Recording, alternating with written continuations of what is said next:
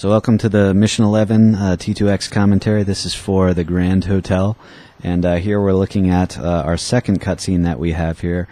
Just wanted to make a quick note about the space that you see. This space was completely invented by the cutscene guys, Darkcraft Studios, and we see a part of Malik's garden here with some fencing and the iron gates and Zaya and Malik coming through. And this was originally not anywhere in the game, but after we got this cutscene back and we saw it, we wanted to put it in the game somewhere so that the player could explore it as a real space. And so Duncan, when he was designing Map 1, went back after he got the map from Mad God, went back and looked at this cutscene, and we got some textures from the Darkcraft guys, and I made a couple low poly versions of some of those objects, like the fountainhead and the fencing and so forth. And he actually put this space back into Mission 1. So in the very first map, when you're playing the game, you might recognize this space, and it might be more recognizable after you play if you played through more than once. But certainly there, I think it's a good connection. It's again good for internal consistency.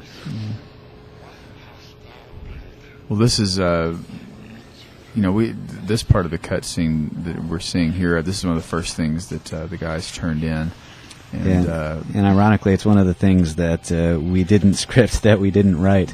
We had basically a script that called for Zaya and Malik to look into the pool and for Malik to show Zaya some images, but those guys really wanted to go nuts with this scene and do this kind of a really visceral, violent depiction of what happens to Mechanist servants. Well, because we didn't get to see it in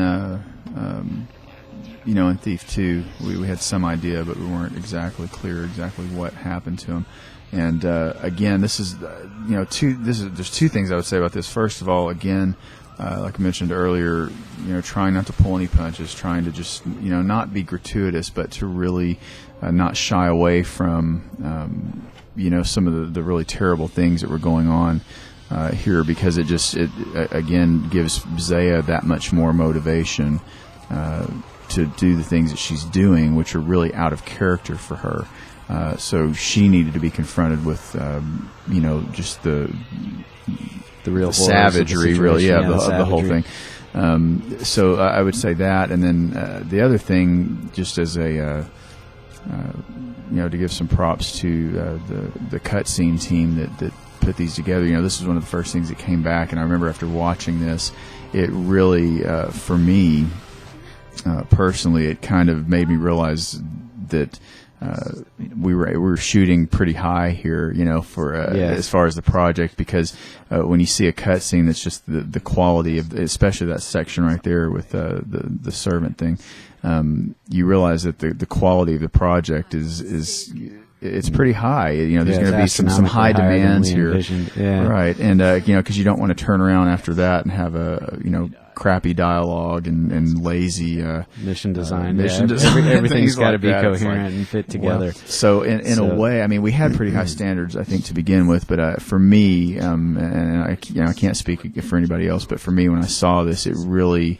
I realized I had to step up my game, especially with the writing. And just the overall, the way the plot was working and all that we really needed to bring the goods, and I hope we did that in a way that did kind of come up to the same standard as some of the graphic design, the videos here that we're watching. And you got to remember too that the cutscene team is basically three guys. Darkcraft Studios is three guys that were all active in the Thief community, and after this project was over, they went off to form their own company, which was fantastic. But this whole time that they were working on the project for us, there were just three of them. This wasn't a whole team of guys. Right. They needed to build all the 3D assets. They needed to texture them all. They needed to light the scenes and do all the rendering. It was just a huge process. Mm-hmm. And from the very beginning, they were always very gung-ho about it, very confident that they could do the scripts that we had written. But it was really tough because I always kind of felt like we had not nearly enough communication with them. That was one of the only departments that where the leads, I think, in the mission designers didn't communicate quite enough as would have been ideal under other circumstances. Made us kind of nervous for a while. It did, for a long time. What are those guys doing over there? You know, what are they going to turn in? What's it going to look like? Yeah, I mean, and those guys, the Darkcraft guys, Saturnine, Joss, and Captainated Zombie all knew each other in real life. They're all from Britain and lived close by, so they were all able to work in close proximity to one another. And that, I'm sure, made a huge difference. But for the rest of us, we were, kind of waiting on the edge of our seats when they were kind of went off for months at a time and worked without showing us anything. And then we'd get like a little render or a screenshot or something from the cutscenes that they were working on. And near the end of the project, when we really started getting big chunks of them back, we were really blown away by everything that they were doing. They were really everything that we'd hoped for. Exactly. Yeah. And it was a long process. It was a long process, and it was, just again, you had to just trust that people were going to do what they said they were going to do, and come through for you.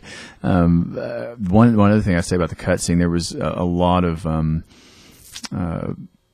I guess, uncertainty about where the cutscene was going to play, because in the Thief, we've already done, we've all played the Dark Project, we've played the Metal Age, and they're pretty much the same in that, we mentioned earlier the 3 acts to the story and kind of the way the story arc would go, and there would be a climax at the end of each act, and usually a cutscene there. Yeah, followed by a cutscene, and the cutscene would propel the story forward, and it was difficult to do that here just because of the momentum of it and the way the story was being told. It just, the arcs kind of worked the same as the original games, but we didn't feel like what was going on in the story at the time, as Dave has mentioned some of the previous missions here, we didn't want to render some of these things in cutscenes. For instance, the combat or the confrontation between the smugglers and the Hammerites. We wanted that to be in game. So whereas that typically would have been a cutscene, it wasn't, and that moved the cutscene. The cutscene just kept getting pushed further and further back into the game, and we ended up here at the end with 2 cutscenes that are relatively close together. Which ultimately, when you play through the game, I don't think it's that noticeable. But the big concern about it was, first of all, that again, it wasn't like the original games, but even more so that Malik had been off screen for so long at that point, and we had not really interacted with him or seen Zaya interact with him, and we tried to, as I mentioned before, kind of keep him in the player's mind through some notes and voice prompts and mentions in the briefings and things like that. But we were just concerned that he was out of it for too long. But there really wasn't anything we could do about it because we wanted to stick with the story that we had. And and we wanted to place the cutscenes in the best possible locations. Right. When we were starting out, we knew that we wanted to do briefings in front of almost every map, and we knew that we could realistically do 3 to 4 cutscenes, which, when I think back on it, was probably insane. Yeah, because that's the same amount of work as a full game, and we were just a bunch of mod guys that were screwing around. So, but it ended up working out. The cutscene guys that at Darkcraft did just a phenomenal job with these, but we felt these were the best places to insert the cutscenes and to kind of have this off-screen, or I should say, out-of-mission storytelling. Yeah.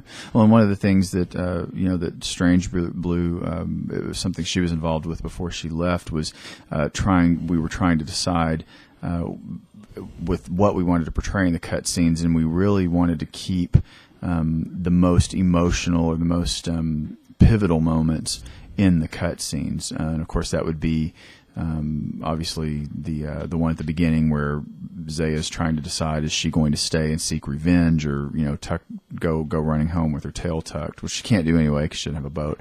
But it was a decision making moment for her, and we felt like that was an emotional moment that needed to have a cutscene. And then when she really does fully understand what's happened to Kadar, as she did in the last scene there, we felt like that was again needed to have some emotional impact, and there was not obviously any way to really do that in game, and you didn't want to just cover it in a briefing with a picture. I mean, we really wanted to see what was happening to him, and for the player to identify with the horror that she felt as she was watching this. Because again, we already knew what happened to the servants. She really didn't understand what that meant, and we wanted that to have a real strong impact. So again, that part was chosen for a cut scene, even though the guys went further with it than we had originally imagined. I'm really glad we chose that to be rendered in a cut scene.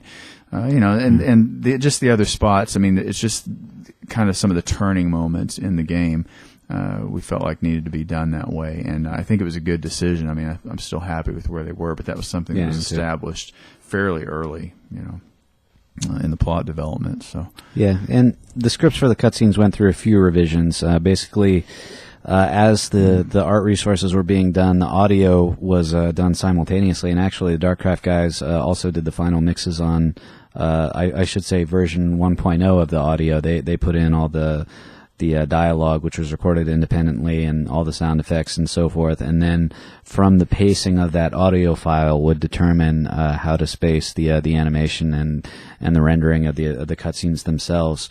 But just prior to that final mixing of the audio, we did like a few final passes over the cutscene scripts, and we're able to trim a few things here and there and scale back. And the cutscenes are really still pretty long and elaborate, but I think they probably would have been maybe 20 or 30 seconds longer each time without the cuts that we made there at the end. I mean, we were really pretty sparse with the cuts. We really tried to keep as much as our original vision would allow.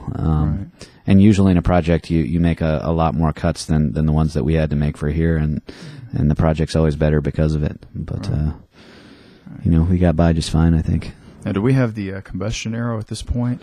Yeah, we do. This is her the shard. This is shifting over to mission design here. This is the final power up that we really introduced, with just a couple missions left in the game, and that's the last pagan crystal, which changes your gas arrows, which are your most powerful weapon, to combustion arrows.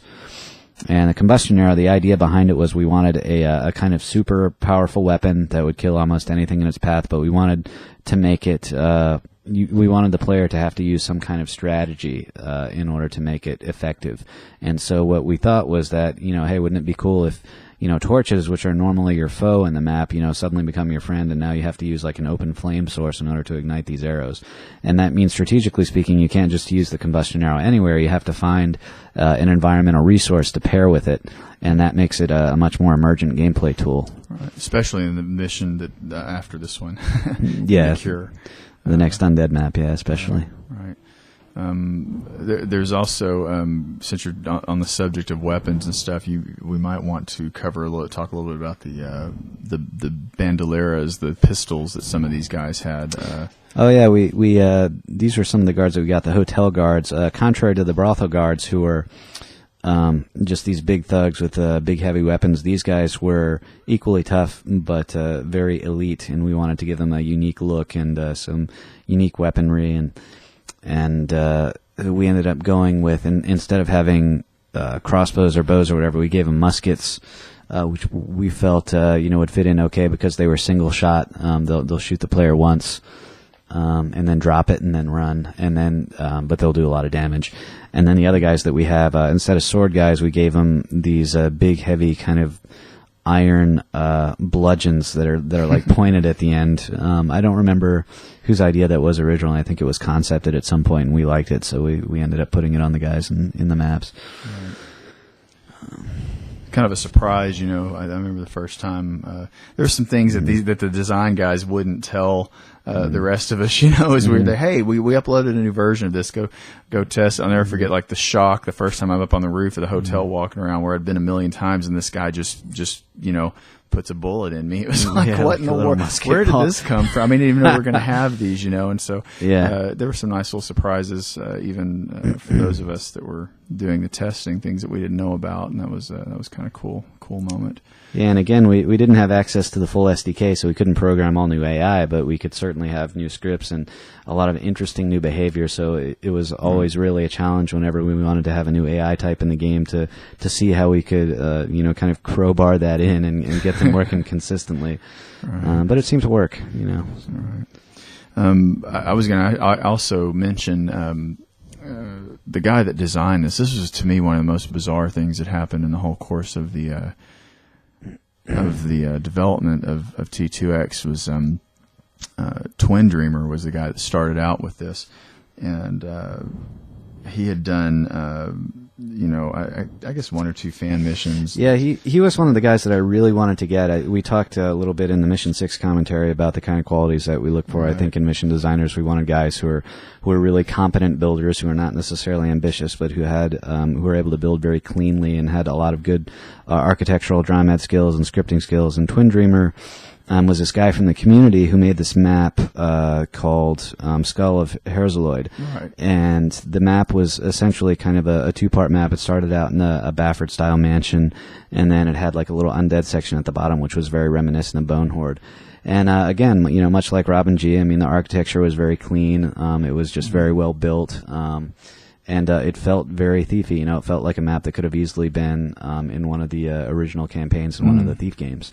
And so when we brought him on board, he was excited to work with us. He was, I think he was somewhere in Russia at the time. Yeah, he's in Russia, and like Mad God, I guess.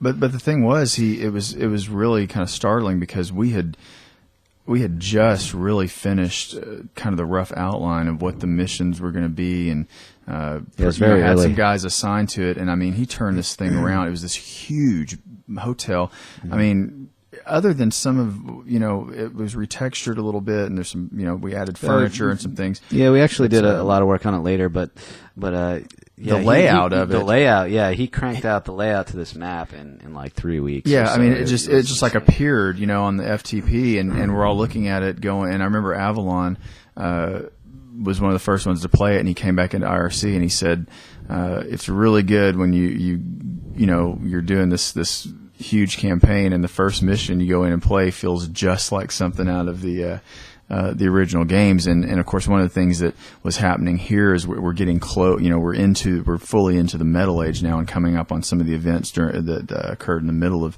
T2. So you're starting to timeline. See, you're seeing the Victorian. Influence coming in here, and this is a little more like something you would have seen in T2. It reminds me a lot of the Bank mission, which was intentional. But it was just amazing that he turned around and cranked out this huge map in just a matter of 3 weeks. I mean, really almost everything except the basement, I think, was finished. I don't know if he finished the basement. Yeah, I mean, well, it wasn't finished per se, but he had a lot of basically the whole layout there. I mean, some of the rooms were just boxes and cubes and so forth, but you could walk from one end of the hotel to another, and it was all there. It was there. And, he had at least rough lighting in. And it was only really a matter of weeks later. It was like within the first couple of months they had even rough guard patrols, and they weren't the final guard patrols that we shipped with, but they are enough to give us an idea of really what gameplay was going to be like in the space, and allow us to play it and see what it felt like, and make feedback and take notes. Right. Well, and for me as a coordinator and a plot guy, I was just really happy about that, because I thought, well, great, everybody's going to turn their missions in a couple of weeks here. We're well on our way, and of course, 3 years later. But this is what I was saying was so bizarre about it, is he uploads this thing. We play through it. We're really happy about it and all that, and off to a good start. And then he just disappears off the face of the earth. That happened more than once. Never heard from him again. And a lot of the other guys, we've talked about guys that started on a mission, but then somebody else took it over. We would get an email or, some communication from it. Hey, real life has become too busy. Or too busy. Right, and I can't do it. Can somebody else take it over? There would be that communication, or guys would slowly fade out. But Twin Dreamer just disappeared from the community, disappeared from the project. And for his mission, for all intents and purposes, was pretty much finished. I mean, like Rain was saying, there were things that did need to be done, but it was just wild how he was the first one to turn in this huge map that was, saved a lot of work for somebody else in the that would have had to do it. He was almost finished, and then he just disappeared, and we never heard from him again. I mean, he's never been back to the community. Yeah, don't know if he ever played. Adopted a different name or something. We don't know if he's ever even seen the finished project. I've wondered often where he went to and what happened. Yeah, but we were really glad to get him, and we were really happy that he worked so fast, because it was a huge asset to us.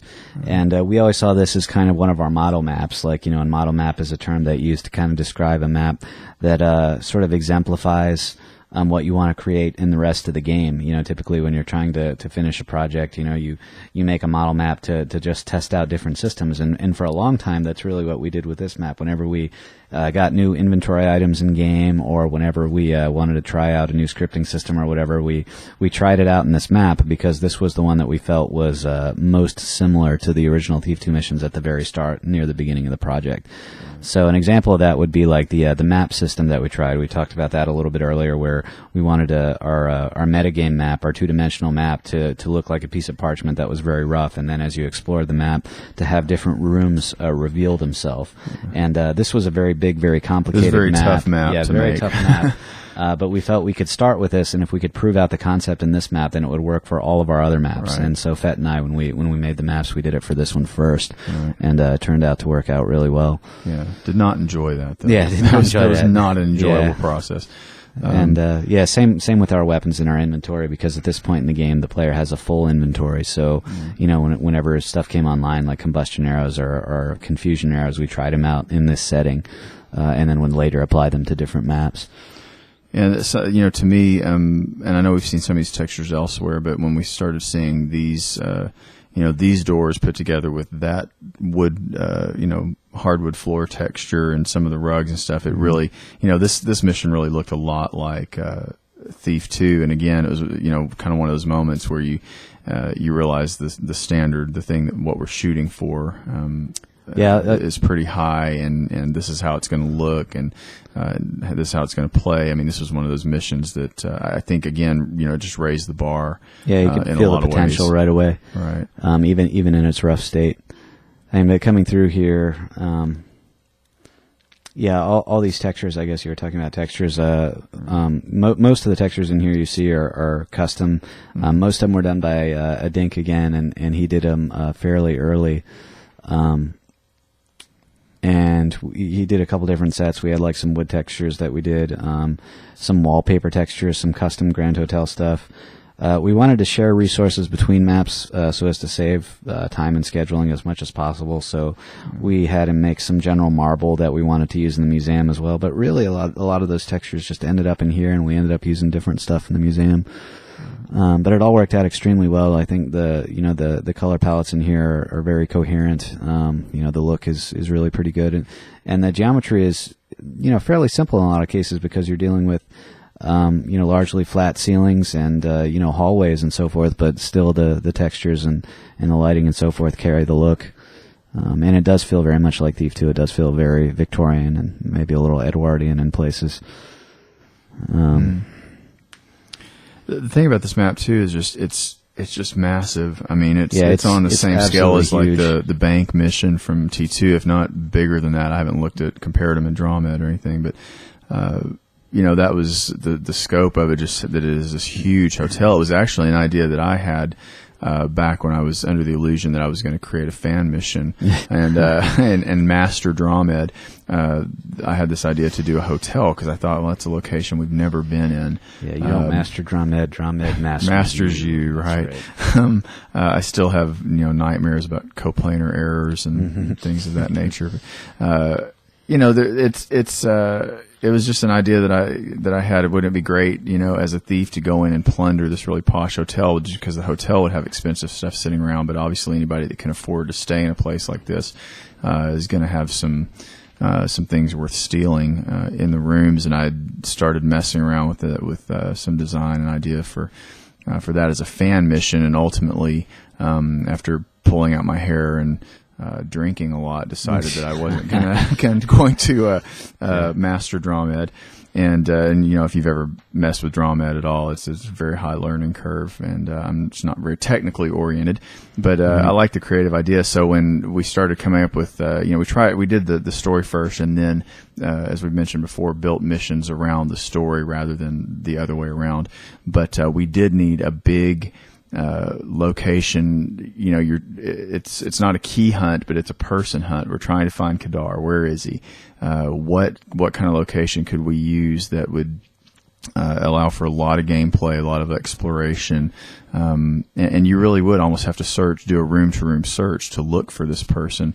And of course, a hotel is perfect for that, the Grand Hotel, and it's also a symbol of kind of where the city is going. In the Dark Project, the city is kind of it's portrayed as a rundown, just a typical Dark Ages medieval city. But then in Thief 2, with the rise of the Mechanist and all that, you're seeing, as we mentioned, the Victorian architecture and new machines and cleaner areas and stuff like that. So the Grand Hotel is kind of envisioned as a representation of not what the city had been, but where it was going to, as it was growing and, maybe cleaning up a little bit, but, definitely some of this more modern architecture and things of that, and decorations and things like that. And it was just a good opportunity for a huge map to run around and play in. And pacing-wise, that's really what we wanted at this point, because we knew that our last 2 maps were not going to be quite as long, and so we wanted this to be, our big human guard missions, so to speak. All right. So one of the problems that we had, though, after Twin Dreamer left, was that even though we considered this kind of a great model map, was that this map didn't have a champion. So as we were developing our other maps, the standards raised, as we talked about earlier, standards for scripting and gameplay and also for art, the bar was just raised in all of our other maps, and this map didn't have a champion, so it started to suffer a little bit. And eventually it was a while before we got back and got a chance to really work on it and polish it again. And although the layout was all there and the rough gameplay was there, and it looked like it was mostly there, it actually required, probably about 50% of the effort over again in order to get it up to par. Well, it was a great space to be in, but it was boring to play because nothing was happening. It didn't have in anything space, there. I mean, you could look at it and say, hey, it's 90% done, but guess what? You're going to spend about 60% of your effort on that last 10% polish. Yeah, exactly. So actually what happened was Avalon took over the map for a little while, and he did just kind of an interesting spatial pass over it. Like, he added a few little exploratory areas here and there, like a few ledges and balconies that made a big difference.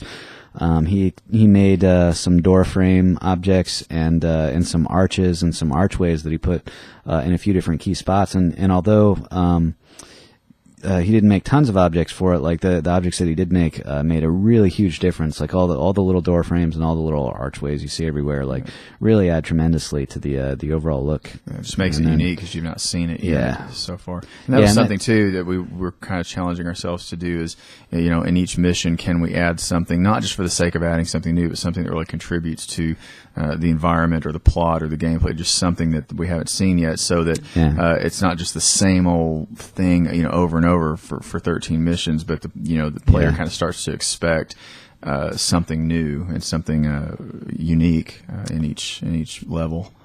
Yeah, and I think just technically, I should point out, like, about the time that we were developing this was professionally when Unreal Warfare came out, and static meshes were really big, and people were instead of using custom editors that were BSP based, were starting to use prefab actors from 3D Studio Max and other 3D packages to decorate the levels. So instead of having archways that were built out of brushes, you'd have them that were built out of built-in 3D packages and were hence a lot more ornate and detailed and so forth. And the arches that Avalon built in this map were kind of reminiscent of that, but we didn't use them all over the game for a couple reasons, and they were just purely technological reasons. The objects in this game, the actors that are not brushes in this game, like all the objects in the world, go through a different rendering pipeline, and they're not shaded the same way, so you can kind of tell they're a little bit different. The highest detail on shading is really applied to the brushes in the game, to the brush surfaces, and you can kind of tell if you look at the light maps, what's brush and what's not. And the other reason is, again, physics limitations, because really we could only specify whether or not any one given actor in the world was had like an oriented bounding box or was a sphere. Basically, we didn't have the ability to make complex physics objects like we did in later, more advanced physics engines. But in very limited circumstances, like those few key actors made a big difference, and in this particular map, those arches and those doorways made a really big difference in terms of the aesthetic, and you couldn't really tell that they were limited in terms of their rendering or their physics. This is a constant problem, with Dark Engine 2. Is you've got this huge ball. It's kind of like the party. At the end of life of the party, they're having this big party, this big cultural event. And everybody that's important is going to be there. And you get in the room, and there's 5 people in there. So we've got this huge dance floor, dance hall thing, and you would love to just fill it up with hundreds of people in there and just make it really busy. But of course, the engine will only accommodate so much movement on screen and so many AI in the same space right there. Yeah, like most games, AI is very expensive. They're some of the most expensive actors in the scene. And also really for gameplay and Thief, you don't want like 20 guys all running around screaming, getting different guards, Yeah. It is fun to jump in the middle of that group there and kind of watch them all scatter. Yeah. You just have to reload usually. Once you've done that. But all this, like I say, all this space was here with Twin Dreamer, and we kind of had an idea. It was just wild because you couldn't really email him and say, hey, what was this room intended to be? I mean, he just wasn't there. He just disappeared. So Avalon, when he took it, and as you guys went through, we started seeing maybe a space that had been a bedroom before suddenly became an office, or what was a balcony area got closed in to make something else. I mean, there were little things like that got moved around, and just trying to make like the little study area there with the books and the chair. Avalon added a lot of that stuff. Add a little personality. Just to give a little bit of uniqueness to each little nook and cranny. Because it really does. It's kind of blocky and all starts looking the same after a while if you don't do that. So and then so that was a few weeks that he spent on it, and then I took it over after that, a little bit of time after that, and first thing to do was really put final aesthetics on it. So just applied all of Ed Ink's textures everywhere, broke up a lot of the rooms where that were single blocks or like just single brushes here and there. We added like crown molding and base molding and some beams and things to make it look more interesting. Did a lot of lighting work, made a lot of the spaces more vertical, like a lot of the ceilings with skylights and stuff. Like I put those in there to kind of make those more interesting. And I guess the thing that I'm most proud of in terms of just geometric additions was really adding the rooftop gameplay, because none of that was there before. You couldn't go up on the roofs and you couldn't look out over the ground below. So I kicked the hotel up from 2 stories to 3 stories, put a bunch of gables on the roofs to kind of enhance the Victorian feel a little bit, and put some ledges out there where you could crawl around and jump around. And I think it made it more satisfying to explore the exterior that way. It made it seem a lot less flat. Oh yeah, definitely. And I think I'm going to go up here on the roof in a minute. Yeah. And of course, we always like having the roof, roof access. Yeah. And then, of course, after that was done, after the aesthetics were kind of cleaned up and we did like a lighting pass, then it came time to really put in some of the scripted stuff, like none of the conversations were in. So we scripted all the conversations to be in there, including the really big, long one with Finkel that we'll get to in a little bit. That was a nightmare. That was a nightmare from every possible from every possible angle. It was just here's some nice rooftop view that added in. And then after the conversations, of course, we finalized guard patrols. A lot of the guard patrols that were originally in there were really good to get a feel for things, but there weren't really enough patrol points or anything, so they were kind of bumping into walls and not going where they needed to go. So we cleaned those up and just made them a little tighter, put in difficulty level support, all the kind of little technical things that we needed to do in order to make the guard behavior shippable in there. Kind of messed around with some of the locations and keys a little bit, and put in loot. I was noticing on the roof there, we're overlooking some of the gardens, and again, with some of these missions, we mentioned back in Mission 2 that, we originally had some courtyards and stuff outside of the museum, and then, Mission 10 with the brothel, had some non-crucial, whatever you're going to call it, just fat, space that was around the outside of the the building there that you really didn't have to explore or need to explore to complete the mission, and trying to trim some of that back as much as possible so that you kind of get to the meat of the mission pretty quickly. But of course, keeping in mind that Thief fans have a reputation for wanting to explore and go places, even if they're not crucial to the plot. The thing was with the hotel, as Dave mentioned, this being kind of our last big guard-based mission in the city. Twin Dreamer just really kind of went nuts with adding, there's courtyards everywhere, there's multiple entrances, you've got the garden, the gardens out there. There's no reason for a lot of these things, but again, you're trying to sell the idea that this hotel is very expensive, it's very exclusive, it's new, it has all the amenities that any noble could want if they come here to the city on business or for pleasure, just whatever it is.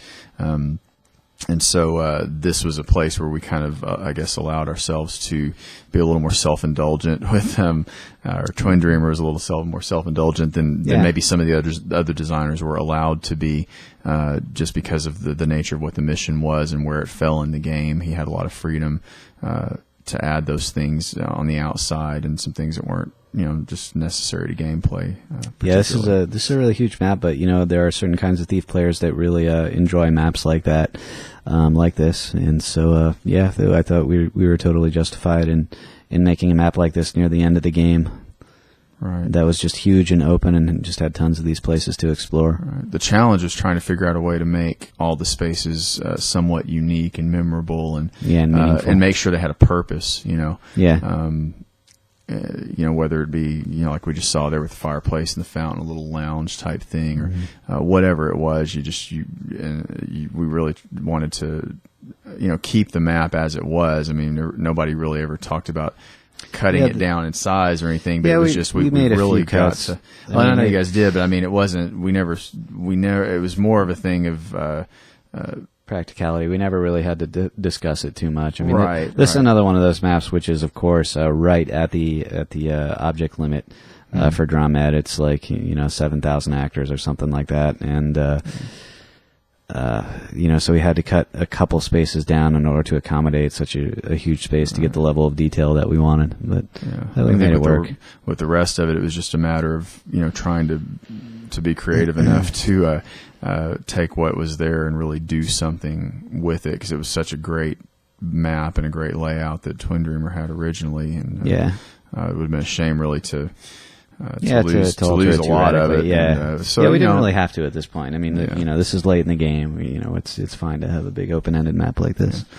Lots of loot in this one. I think I've seen more questions about loot, and I'm coming up. I'm in the middle of doing, as I mentioned before, doing some walkthroughs or editing some walkthroughs that have already been done actually, and trying to do loot maps. And I'm really not looking forward to this mission because the loot. There's so much loot, and it's really spread out, and a lot of people have had trouble finding all the getting 100% in this one. It's funny. Thief players are the most obsessive compulsive players ever. Find everything in every map. I was guilty of that for a while myself. Yeah.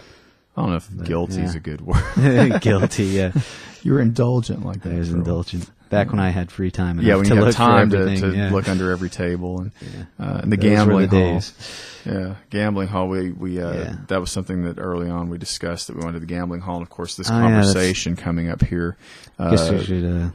Is what? Oh, I just want to point out real quick those objects, like those gambling tables and stuff. They were great. We had a lot of little objects like that. I think they were made by Mud Shovel. Like a lot of our objects were.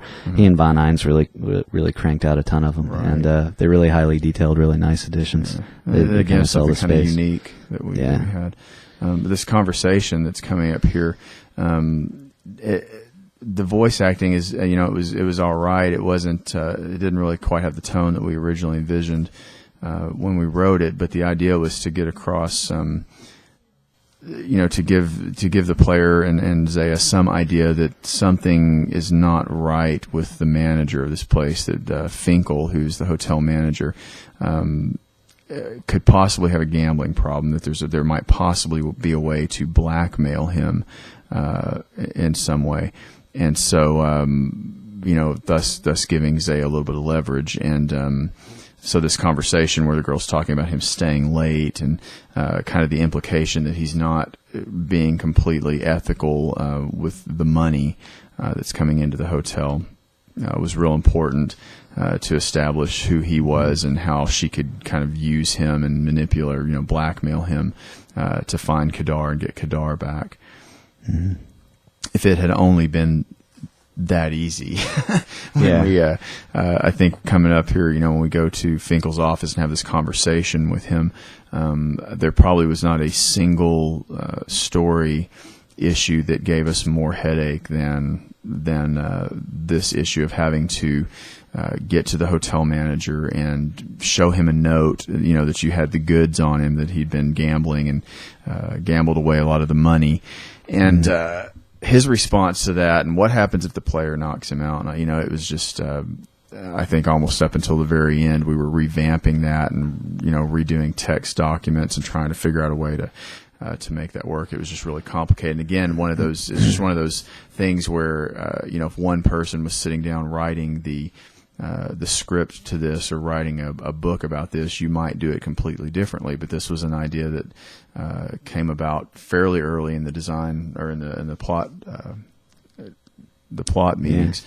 And we wanted to be true to that and keep it, and it looked really good on paper, that she's going to find out this guy's a gambling problem, manipulate him, threaten him. But then you get into the game, and boy, have we ever seen Garrett threaten somebody, blackmail somebody in game? I mean, it hadn't been done, and so the logistics of trying to figure that out were very, very complicated from a design standpoint and from a plot technical standpoint, and plot from technical. It was just it was one of the things that I wished in retrospect I may have should have made some kind of executive decision at that point to just say, we got to find a different way to do this, or we need to change how this is going to play out, because it's too complicated. It's too easy to break. It's too easy for the player to not do it in the order that it needs to be done and get the desired result. I think it's okay, though, because even players that didn't find the blackmail notes, they still were able to complete the mission. There was never anything that was unbreakable in this map. It's just, the players but those that were things found we the added blackmail in notes. later. We said, hey, to me, the beta testers are not getting what's supposed to happen here. We got to find another way for them to still get to the basement to find Kadar. Yeah, we actually, I blame that partially on the fact that I was a real optimist at the start, because we were scripting things that are well outside the scope of anything that was done in the original missions. To give you an idea, like the conversation that we're talking about right now, we're going to come up on it in, I guess, about 5 or 10 minutes here. Yeah. And I jumped the gun talking about it. and in any given conversation, quote unquote, in the Thief games has at most 10 actions, and an action can be like an animation or a scripted line of dialogue or whatever.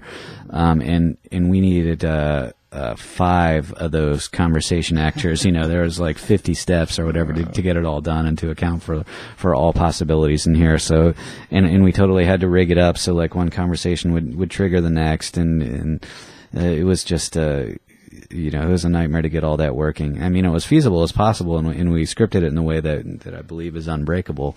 But just eventually, eventually. But planning ahead and getting all that done and in game required a lot of creativity and a lot of patience. I think.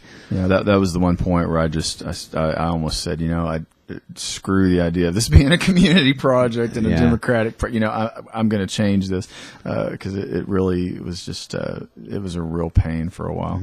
Something I was going to mention, we were in the restaurant a moment ago there, and that was another kind of fun thing that the plot team got to do was both.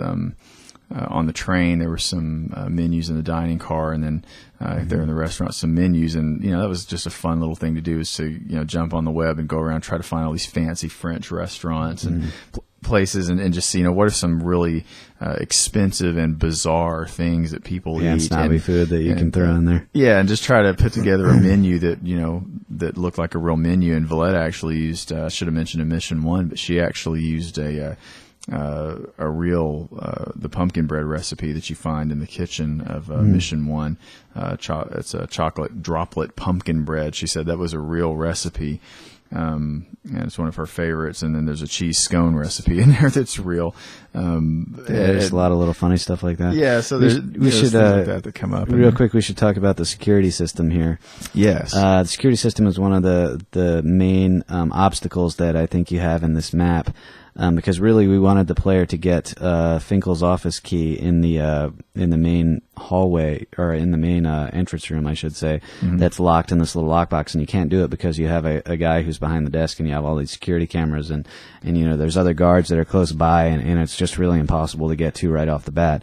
And so we leave these notes scattered around the map that tells you that the security code has been changed, and they tell you what the security code is. So you go to security office, and then you shut down the security system in the lobby, so it's like now suddenly it becomes a lot easier. And then what we also did was we also scripted the guy in the lobby to go to the security room and turn it back on, which would give you a window of time to go completely undeterred into the main room, unfettered, and try to grab that key that you need. It actually ends up being pretty challenging. So well, it's a nice little twist because we're used to having to go turn security systems off. We've done that in several missions, not in the original game, but in Thief 2, but also here. So it's kind of a surprise when all of a sudden the guy goes and turns it back on. You know, just oh crap. So the easiest thing to do is just to blackjack him when he's on his way in, which is what I did here. Yeah. And then I was pissed, so I hit him with a locust bomb and ate his corpse. Yeah. But if you're ghosting, that's a real tough. I keep bringing that up just because there's people that have asked asked about ghosting some of these, and it's possible. It's just you've got to really time it. What you really have to do there is pick the lock on the little lockbox part of the way, and then go back and set the security system again, and then go back and pick it again. If you absolutely don't want to get caught. Right. Yeah, it's a long process. Yeah, but again, I mean, there's nothing stopping the player from using their player tools. You could go in there once the security system is shut down, and shoot the things with fire arrows or EMP grenades or do whatever you want to make sure that you're not caught. It really doesn't matter. Exactly.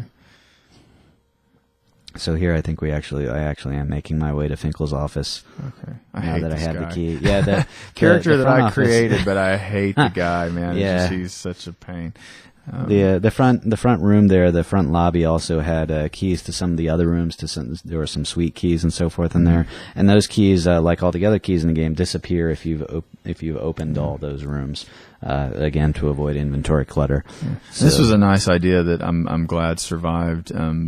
And I don't know if this was in Twin Dreamers original. Yeah, this was in there. Thing was it we talked about that. any hotel is going to have a security, valuables lockup. Yeah, vault. And man, if you're a thief, that's one of the places you've got to get into. Now this used to be different as well. Remember? Yeah, vaguely. Here? You climb up in the. Yeah, I'm not the one who added this little secret. I think maybe that was Avalon or maybe it was Twin Dreamer. I don't remember. But see, instead of just getting the mine, it used to actually didn't it go up into the room of which I don't, have you been into that room yet where we find I think it was the destroyed room with all the furniture overturned and stuff. It actually used to lead up into the room where the guy was, had rented the room right above the vault there, and of course we find him dead in there because he had messed with I guess he had something with the rust gas or whatever it was. I can't even remember what it was. I don't even remember now. But he had messed. I think it was rust gas from a mask or something, and basically died in the room and was stinking the place up. But he was trying to dig down into that into the vault, valuables storage, and for some reason, I think we kept getting stuck in there or something like that. So we had to change that. Well, here's Finkel, the manager. Yeah. So we made this space very unstealth friendly. It's very well lit. So if you go in here without the notes, you're going to see that you have no place to hide. So maybe players will turn around and go back in the other direction until they figure out they're supposed to go back here when they find the notes. And players that do find the notes will walk a few feet in, then he'll start reacting and you'll get the message on screen. So even though this is a stealth game and players are really used to avoiding AI, we tried to make it clear enough so that you come in here and get immediate feedback that it's okay, that he's going to see you right away. But it was just so awkward because you've been looting this guy's hotel, now you just walk up in broad day, and that was just the way it was written. It's kind of strange, maybe we could have done it a different way. Well, and that was the thing to me that bothered me the most about this is that it just didn't feel thiefy, and I can't explain why. I mean, because Garrett, like we've talked about, he he does have an in-game conversation with Cuddy, who's his friend, in Crag's Cleft. But then he confronts, he talks to the pagan in Precious Cargo that's in the freezer. But those guys are fairly friendly to Garrett, and you feel pretty safe knowing they're not going to attack you. Yeah. This guy, you've been looting his hotel, and now you just walk right up to him, and it just seemed counterintuitive to what we're used to doing in the Thief games. But once it had been written that way, and the whole hotel was designed to accommodate that storyline and thing playing out, where you got to get the basement key from him and get down to get. There just wasn't really a way to work around it, so we had to go on through with this. But and it worked in the end. But it's just one of those areas where I felt like we probably could have found a way to do it a little more thiefy. Yeah, I agree. And yeah, I mean, technically here we just had to account for a lot of different actions that the player might do. That's right. A little alarm switch right there. So if you go in there and you take the key too early, he'll freak out and ring the alarm. If you raise your weapon against him, he'll ring the alarm. If you watch him play through the entire sequence, he'll hand you the key and he'll faint over on the side there. Right. So. And even that, I think when he fainted, sometimes I remember some of the beta testers weren't real clear that's what had actually happened. I didn't do anything to him. Why did he die? He didn't die. He fainted. Well, we're not used to seeing that really. I mean, when is a character fainted in any of the original missions? So it was just kind of you guys did a great job coming up with handling all those scenarios. But to me, it just seemed like it was such a clunky part of the. It was one of those things where plot and design didn't really mesh as well as they could have, and it was mainly the plot team's fault because we just didn't, we didn't think about how that was actually going to play out in the game. Yeah. But I'll quit griping about it because it worked, and it is a memorable moment from the map. I think right. A lot of people do remember it. Well, and by the time you get, you've not really had, like I said, this is a huge map, and there's not as many scripted conversations and stuff as we've had in some of the smaller ones. So by the time you get there, you really are ready for some type of progress, forward in the plot. Some kind of confrontation. Something to let you know you're on the right track and everything. So, so you say I never ghost anything. Look at that. Look at that perfect. Look at that. Look at that good. Perfect pickpocketing. That was there. pretty good. See, I'm one of those guys. I mean, that's for some reason, ever since I started since I ghosted Dark Project the first time, I just tend to play that way now without even thinking about it, and it really, like I say, for somebody like that, you have a tendency to not use a lot of the new weapons, which is a shame because they're a lot of fun. But I tend to really hoard my resources and that kind of thing. So, but it works that way too. I mean, you can play it however you want. Yeah, one of the things that I think makes this map so challenging is that the lighting is very bright everywhere. You're kind of forced to rely on very hard line shadows that you might find in a corner, or actually to duck around out of the line of sight of some AIs in order to avoid them. Yeah, and there's marble floor in a lot of those places where you might duck around, so you got to be careful. Yeah, with that too. And because of that, I think that's another reason why this map really reminded me of Thief 2. The lighting actually in the Thief games was not as consistent, I think, as a lot of people remember, because there's actually this problem with the default properties on lights in Thief, where they're set to have an infinite radius, like a radius of 0, you call it.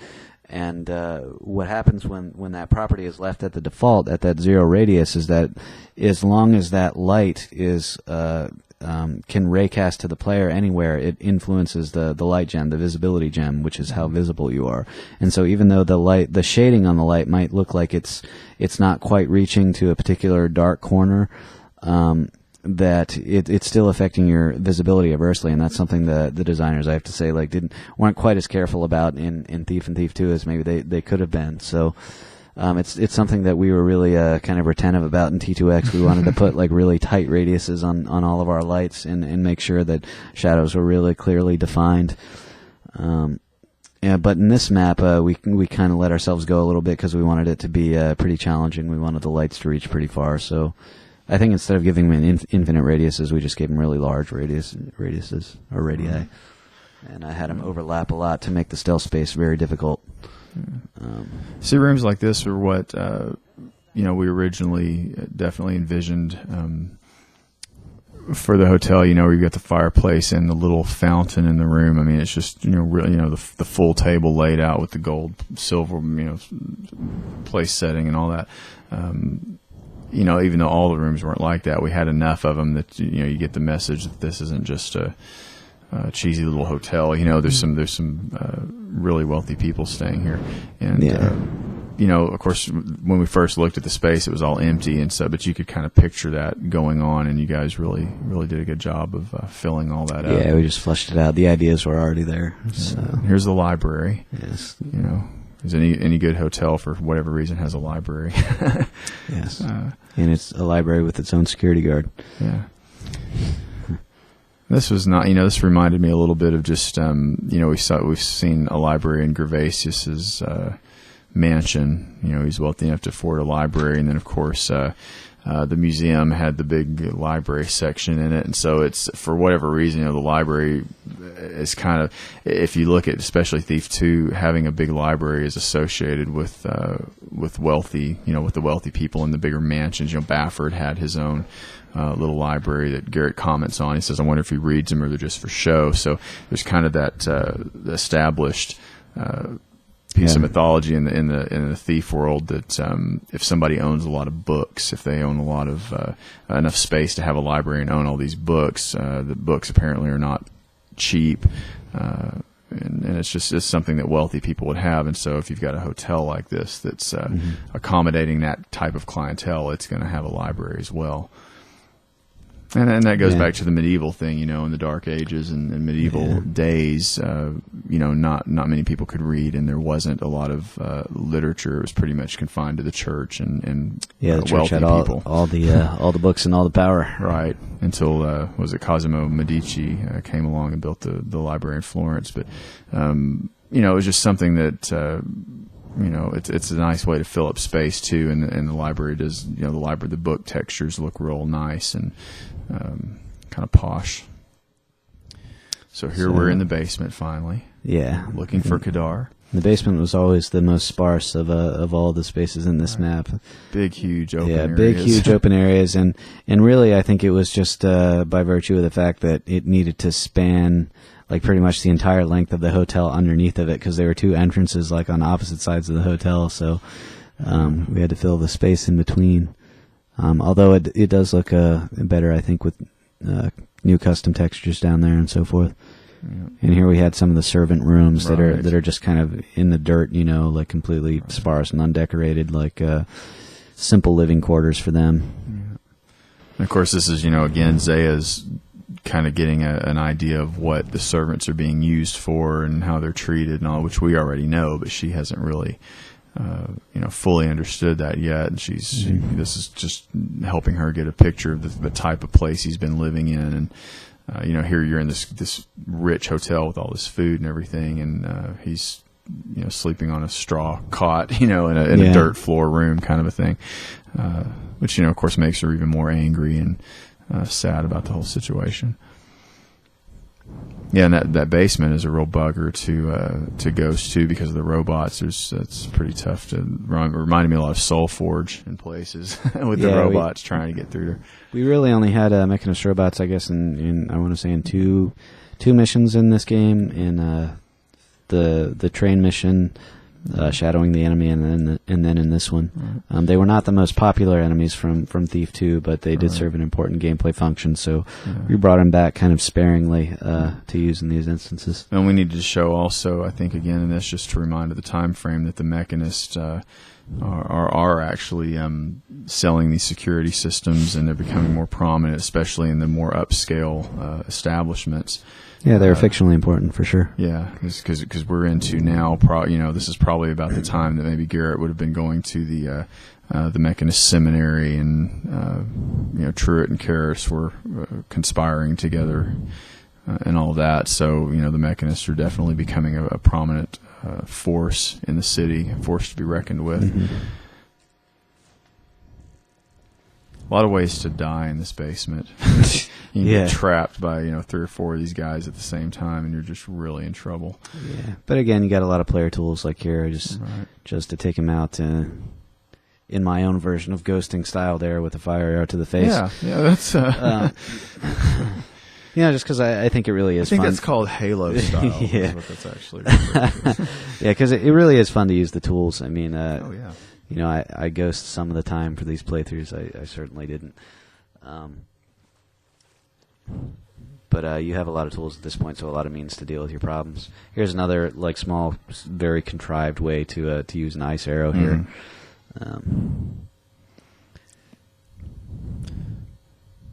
Yeah, some of these little details weren't here in Twin Dreamers build, but definitely the space. I mean, you could tell that was the thing. You're trying to interpret what was he going to do with this, and hopefully we got pretty close in it. Yeah, and even if not, I mean, the space is a lot better than it was. Yeah. So. Yeah. But the layout is all sound. We're approaching the kitchen here where Kadar is being kept. We intentionally made him the only Mechana servant in the basement, right. so in your objectives and through the conversations that he's in the basement. So you can't miss him. Originally, we had a line of dialogue where he talked to Zaya, but it sounded kind of cheesy and not right. So we just took it out and. Have to deal damage there. That was kind of a you tough can to figure out how to get around that. But yeah, she had to carry him out. You can hit him with a gas arrow, and that doesn't count as damage. That's true. That's true. But yeah, you do actually have to knock him out. We felt that was okay. Yeah, put him out of his misery for a little bit there. Yeah. And of course, the sad thing, for us who know the story, is that she thinks she's going to be able to take this mask off and save him at this point, and we know that that's just not going to happen. And obviously, Malik has other plans. But still, that's you're still trying to show she's very hopeful that all this effort that she has put into finding him and everything that she had to go through with the smugglers, that it's going to pay off somehow. And the sad thing is that it never really does, other than she doesn't realize that she removes the threat of Malik from Garrett's path, and so that's kind of a payoff for us as the player. But she's kind of the tragic hero of the story in that it's not really a happy ending for her. But again, that was necessary to tie it into Thief 2. And here we go, a triple combustion arrow threat. Yeah, we made those little. We redid those little powder kegs. Powder kegs were in Thief and Thief 2, but you couldn't pick them up and throw them. And we just thought it was yet again another opportunity for emerging gameplay, just to be able to pick them up and set them down. And to me, like anything that kills spiders is good. Yeah. And so the object or the objective we had behind this little basement area was really to provide a quick way out of the hotel, because the entrances to the basement down here were really in the middle of the hotel, and if you carried Kadar back up that way, then you really had a lot of space to traverse, and you were carrying him a really long distance. This way we could It's kind of redundant, too. Yeah, it's kind of redundant, too, yeah, so we could kind of shorten the distance and kind of give you a new space to explore by putting this little secret area down here. There's a bug here we kept fighting where you would take him out and lay him on the ground, and the game wouldn't end, and you try to take him out the front door and see if it would end in that way, and sometimes it did, sometimes it didn't. And actually, that was really the same bug that prevented us from using that same scripting method for the doors in the train map. We talked about those proximity triggers, the bounce triggers, not being 100% reliable, and we actually had one of our code guys, Galesaver, I think, had a script that would detect a specific object inside a bounce trigger. So we had to detect Kadar, and it didn't work all the time. And I think it wasn't his fault. It was the fact that the LGS code wasn't reliable for those proximity triggers all the time. We ended up having to use again sources and receptrons, which is just the other signal based system, and that they were 100% reliable all the time. So that's what solved it. And there's the gate that we saw in Mission 3. It's just connected in. You saw the service entrance. Same geometry from While the City Sleeps.